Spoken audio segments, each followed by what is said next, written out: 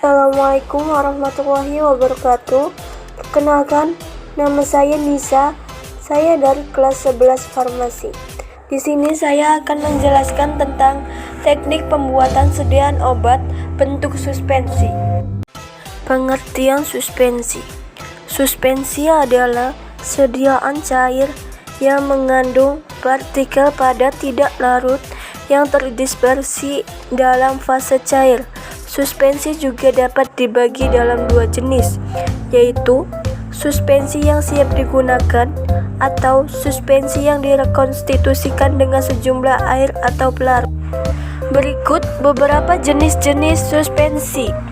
Yang pertama, suspensi oral adalah sediaan cair yang mengandung partikel padat yang terdispersi dalam pembawaan cair dengan bahan pengaroma yang sesuai dan ditunjukkan untuk penggunaan oral. Dan yang kedua, suspensi topikal. Suspensi topikal adalah sediaan cair mengandung partikel padat yang terdispersi dalam pembawaan cair yang ditunjukkan untuk penggunaan pada kulit. Dan yang ketiga, suspensi optalmik adalah sediaan cair steril yang mengandung partikel-partikel yang terdispersi dalam cairan pembawaan yang ditunjukkan untuk penggunaan pada mata.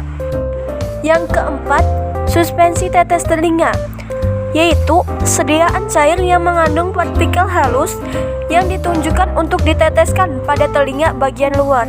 Yang kelima, suspensi untuk injeksi, yaitu sediaan berupa suspensi serbuk dalam medium cair yang sesuai dan tidak disuntikkan secara intravena atau ke dalam saluran spinal. Dan yang keenam, suspensi untuk injeksi terkontinu adalah sediaan padat kering dengan bahan pembawa yang sesuai untuk pembentuk larutan yang memenuhi semua persyaratan untuk suspensi steril setelah menambah bahan pembawa yang sesuai. Berikut beberapa faktor yang mempengaruhi suspensi. Yang pertama, ukuran partikel. Ukuran partikel erat hubungannya dengan luas penampang partikel tersebut serta daya tekan ke atas dari cairan suspensi itu. Hubungan antara ukuran partikel merupakan perbandingan terbalik dengan luas penampangnya. Yang kedua, kekentalan atau viskositas. Kekentalan suatu cairan mempengaruhi pula kecepatan aliran dari cairan tersebut. Semakin kental suatu cairan, kecepatan alirannya makin turun. Hal ini dapat dibuktikan dengan hukum Stokes. Jumlah partikel atau konsentrasi. Apabila di dalam suatu ruangan berisi partikel dalam jumlah besar, maka partikel tersebut akan susah melakukan gerakan yang bebas karena sering terjadi benturan antara partikel tersebut. Benturan itu akan menyebabkan terbentuknya endapan dari zat tersebut. Oleh karena itu, makin besar konsentrasi partikel, makin besar kemungkinan terjadinya endapan partikel dalam waktu yang singkat. Yang keempat, sifat atau muatan partikel.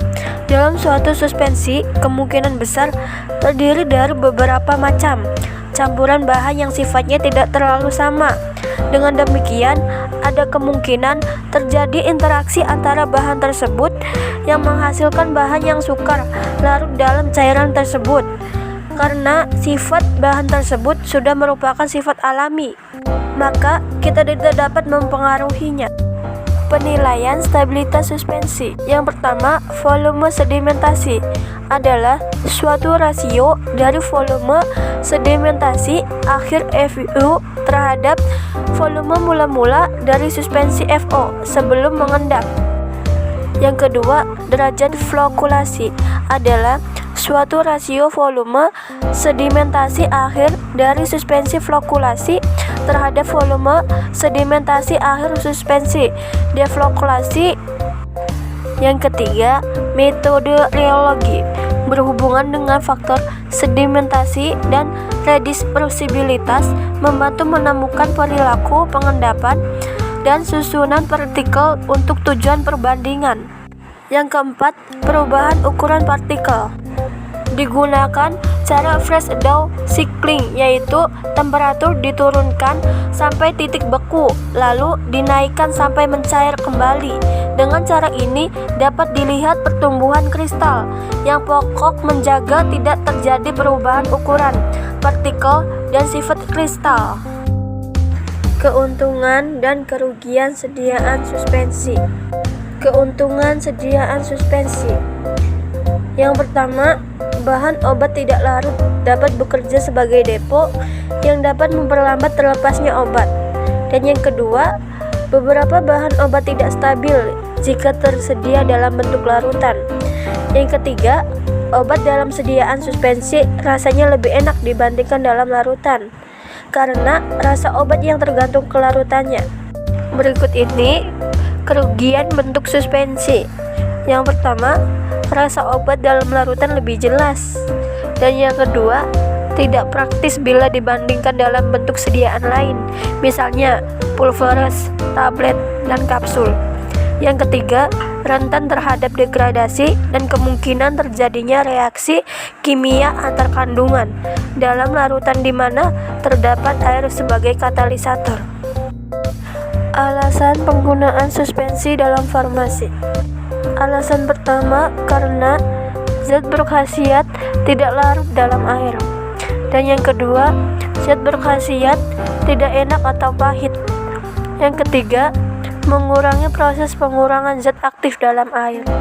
Yang keempat, kontak zat padat dengan medium dispersi dipersingkat. Yang kelima, memperpanjang pelepasan obat menggunakan pembawaan minyak.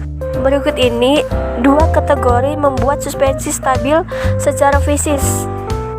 Yang pertama, pada penggunaan struktur vehicle untuk menjaga partikel deflokulasi dalam suspensi. Struktur vehicle adalah larutan hidrokoloid seperti tilos, gom, bentonit, dan lain-lain. Kedua, penggunaan prinsip-prinsip flokulasi untuk membentuk frog. Meskipun terjadi cepat pengendapan, tetapi dengan pengocokan ringan mudah disuspensikan kembali. Cara mengerjakan obat dalam suspensi sebagai berikut. 1. Metode pembuatan suspensi. Suspensi dapat dibuat dengan dua cara, yaitu dengan metode dispersi dan metode presipitasi. Yang kedua, sistem pembentukan suspensi.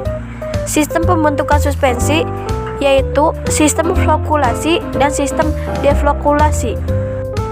Dalam sistem flokulasi, partikel terflokulasi adalah terikat lemah, cepat mengendap, dan mudah tersuspensi kembali, dan tidak membentuk cake. Sedangkan pada sistem deflokulasi, partikel terdeflokulasi mengendap perlahan-lahan, dan akhirnya akan membentuk sedimen dan terjadi agregasi. Dan selanjutnya, cake yang keras dan sukar tersuspensi kembali. Aturan pemakaian.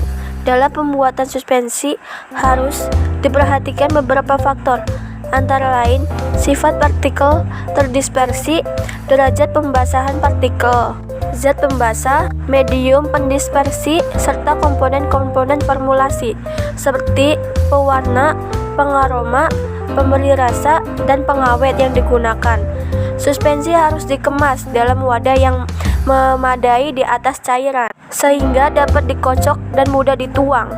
Pada etiket harus tertera kocok dahulu dan disimpan dalam wadah tertutup baik dan simpanlah di tempat yang sejuk. Berikut ini gambar sediaan suspensi. Yang pertama, suspensi oral. Yang kedua, suspensi injeksi. Dan yang ketiga, suspensi tetes telinga. Baik, sekian video dari saya tentang teknik pembuatan sediaan obat bentuk suspensi. Terima kasih yang sudah menonton video saya dari awal. Jangan lupa di like, comment, and subscribe. Maaf bila ada salah kata. Wassalamualaikum warahmatullahi wabarakatuh.